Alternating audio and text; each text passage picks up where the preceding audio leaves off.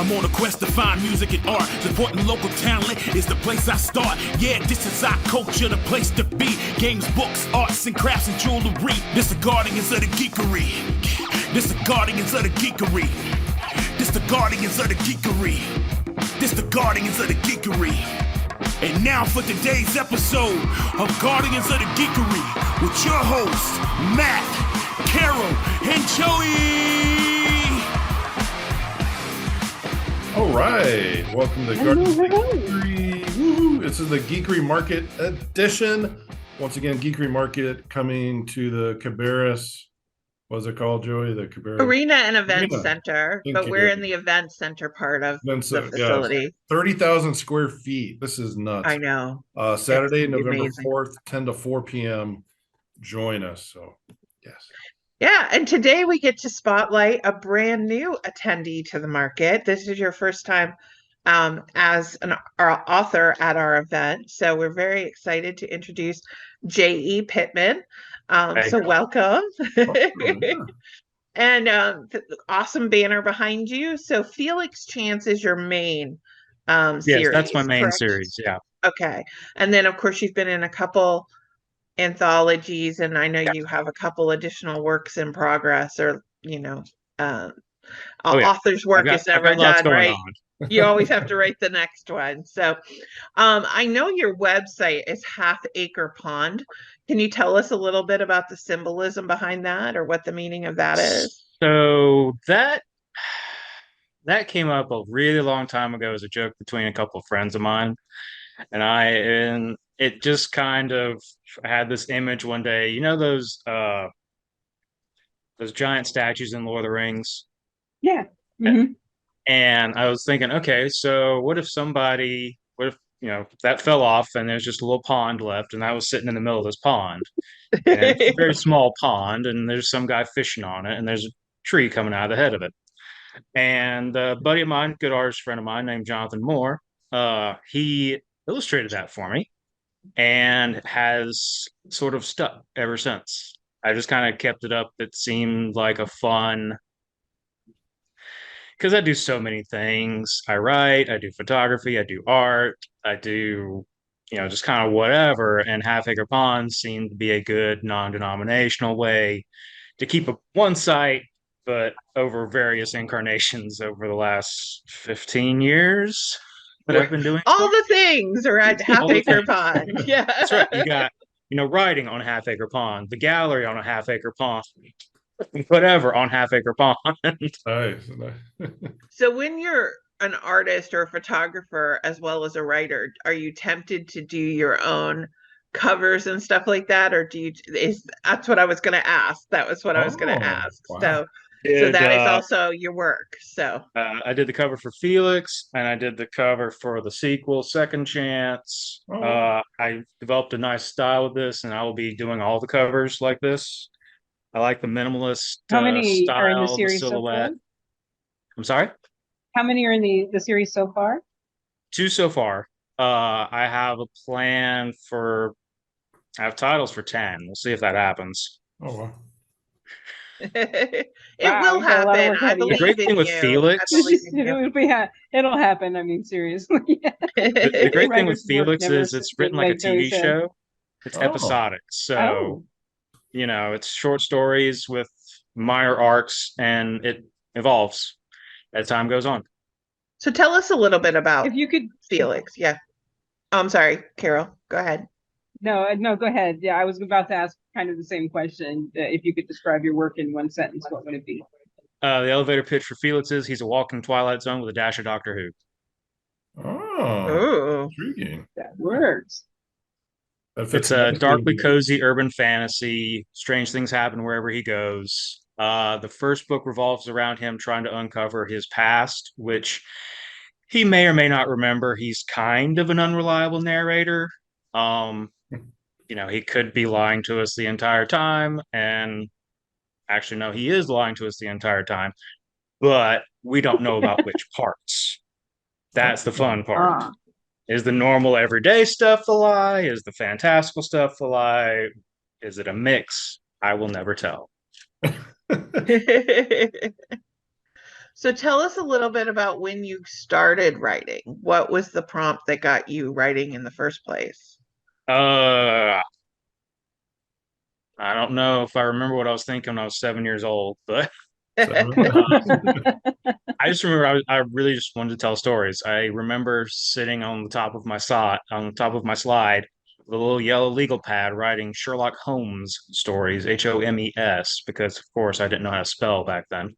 all right. Uh, and then Reading Rainbow made me want to get a copyright. So I wrote this little children's book, got my mom to cut a check for like $20 and sent it off to the Library of Congress, and it's still sitting up there. Uh, and I've been dabbling ever since. I just really enjoy telling stories. Um, Especially I've had a renewed interest lately. I tell stories for people who normally don't have stories written for them. Uh, I know a lot of times I will read a lot of like mainstream fiction. I'm just like, meh, or okay, I don't care, not that good. So I just decided to write what I wanted to see. And then with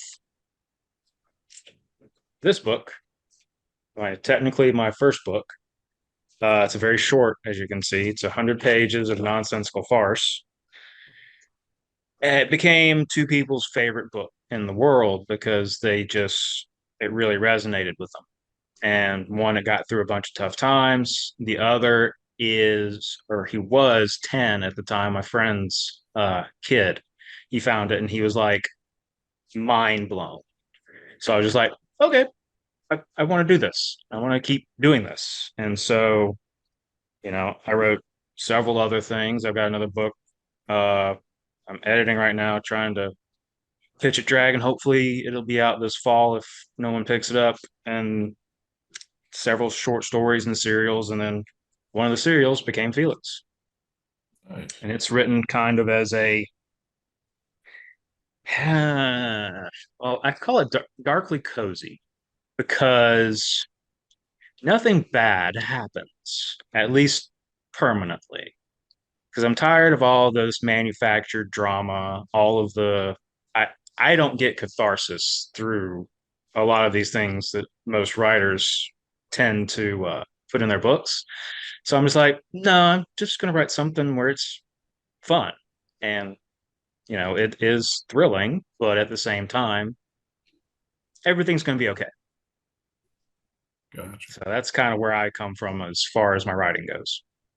Oh, I get it. Yeah, that's a different take. Like you said, I think sometimes when you kind of go back, sometimes you can almost say, I can almost pinpoint like, okay, that was written in the early 2000s when this particular style was popular, and Yep. that was part of that movement, and then things just kind of move on. But I think that's good, kind of going against the trend. And yeah, I think everything now being niche the way it is, that yeah, somebody's going to respond to your voice, to your point. And that's what I hope. I even have a passage in one of the chapters where it gets kind of meta. There's somebody looking at a book in a bookstore, and you know, one of his friends is like, this is a great book. You should really check it out. And then consoles him when the person puts it down. And he's just like, it doesn't matter who puts it down. It's the ones for whom it becomes their favorite. That's the people Yeah. that Ones that pick it up. he's writing for. That's awesome. Bless. If you have one piece of advice for writers out there, what would it be? Mm. Talk to people. I know writing is a very solitary craft by nature, and tends to draw introverts, which I count myself among. But if you do just listen to only the voices in your head and you don't get out there and talk to real people, you're not going to have variety. It's just going to be same old, same old. You're never going to have that spark. I can't tell you how many times I've been sitting in a cafe or a bar or wherever, and I just overhear one line. It's a perfect line, and it kicks off an entire chapter or an entire story, or is that one resolution point that I needed to get through a particularly tough spot. I remember sitting, I was working on one of my books and I was sitting in a bar and somebody just kind of showed up. And I don't remember the line, but it was like, beaming sunshine, like, what a magnificent day and blah, blah, blah. And I'm just like, really dark and moody scene, sunshine. Let's just blow the doors off. There you go. And it worked. It worked so well. And I wouldn't have come up with that if I hadn't have been out talking to people and getting to know people. And because I'm not going to come up with a positive, happy, cheery, sunshiny line like that. That's just not me. That's not my personality. So I just listen and talk to people and try and get all kinds of different viewpoints and opinions and just basically character. You're not going to develop new character without like seeing examples. There's seed to grow from. So get out and talk to people. Or at least get out and listen to people, right? Get out. Yeah. And Yeah, I mean, sometimes it's kind of weird if you're just sitting there listening all the time. So you kind of do need to strike up a conversation. Get an ear horn. Listening in the coffee shop. What was that? Get one of those spy parabolic mics and just be like, One table over. Yeah. I always think that is into the the point. Okay. those as seen on TV hearing aids where it's like you can hear a conversation 50 feet away and just be like sitting there like, oh, that was a good one. Let me write that. yeah. Yeah. So along with your series, you've been in a couple of anthologies. Did the anthologies happen first or did the series happen first? About the same time. I got into Hidden Villains Arise. This was my first professional sale to a professional publisher.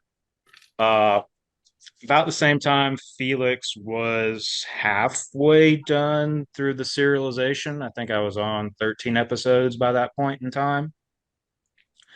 So I got that notification first, and then I published Felix at New Year's in paperback and ebook, and Hidden Villains Kickstarter launched in January, and I got hard copies in March. So it all kind of ran parallel. And you're working on a new series along with the Felix series, correct? I have 2 other series and 3, 4 more in the works. Oh. So the other series that I'm working on is called Pandora Squad. It's completely like 180 from Felix. It's your action, sci-fi, military, go and kill the giant bugs. I call it Dirty Dozen meets Stargate with a dash of Starship Troopers. Because you have superpowered soldiers with super advanced weaponry, ancient knowledge kind of backing them up, and a little bit of, enhancement, fighting the giant reanimated husks of dead spiders. Oh. Yikes. Thank you. I think it was Cornell or Columbia for doing that study where they're researching using actual spider husks to do nano work, reanimating the limbs. And I was like, yeah, but make that a size of a VW or a school bus. Spiders. Yeah. You're either gonna love the series or hate the series. That has become the most polarizing one that I run. It's also one of the more fun ones to write because I just cut loose with the action. Set on a distant world, you have spiders. I'm really actually developing the spider subculture, which was fun because the spiders don't like being turned into, machines of war. So they're rebelling, and the ones that are still alive, they're kind of cool. So that's been a fun sounds really discovery. interesting. But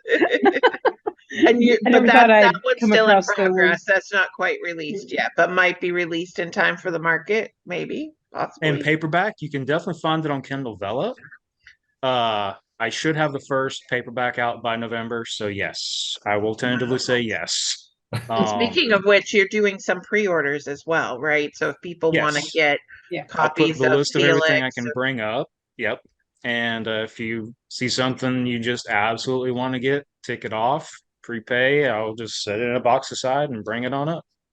yeah, and it's a great way. Like we've been telling other people, you know, with the holiday shopping, with as big as this market can be, we definitely at the February show had people that sold out of stuff. So Yeah. if you don't, if you want to make sure that you get Felix Chance or Pandora Squad or any of the hardback covers that you're going to have with you or the paperbacks that you're going to have with you, the best thing would be to pre-order just to make sure that Absolutely. you don't sell out. So, and where can people find you? It's halfacrepond.com, right? Is that correct? Yes. halfacrepond.com. That links to all my socials, but like on Facebook, it's J.E. Pittman Writes. On Instagram, it's at J.E. Pittman with periods, J period E period Pittman. I don't really do Twitter much anymore. And I think Threads is the same as Instagram. So those are the best places to find me. Facebook mostly. Okay. Great. Well, listen, Cool. thank you so much for coming and being on the podcast. Absolutely. Thank you for having me. And if you are listening to the audio version of this podcast, make sure to check out the video on YouTube, or you can find both by going to charlottegeeks.com and clicking on podcast on the top of the toolbar. And we'll have both of those up there so that you can see what his great artwork and some of the titles, and then also be able to hear and listen in your car, because we don't want you watching YouTube while you're driving. Please don't do That's that. correct. So- Don't do that. all right. Well, All right. thanks so much. And we'll see you on Saturday, November 4th. All right. See you guys. Bye. Bye-bye. That was an episode of Guardians of the Geekery. Thank you for listening. Check us out at guardiansofthegeekery.com and stay tuned for more content.